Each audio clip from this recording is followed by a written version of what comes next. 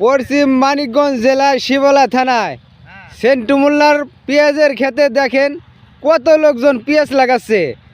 এই সর্বপ্রথম এত লোক আমি দেখছি পেঁয়াজ লাগাইতে। আপনারা দেখে তো অবাক হয়ে যাবেন, এত লোক আমি কোনো দিন দেখি নাই। আর 7 দিন ধরে একটানা লাগাচ্ছে, দিনে লাগায় 10 পাহি করে। লোক এলাম 50 জন।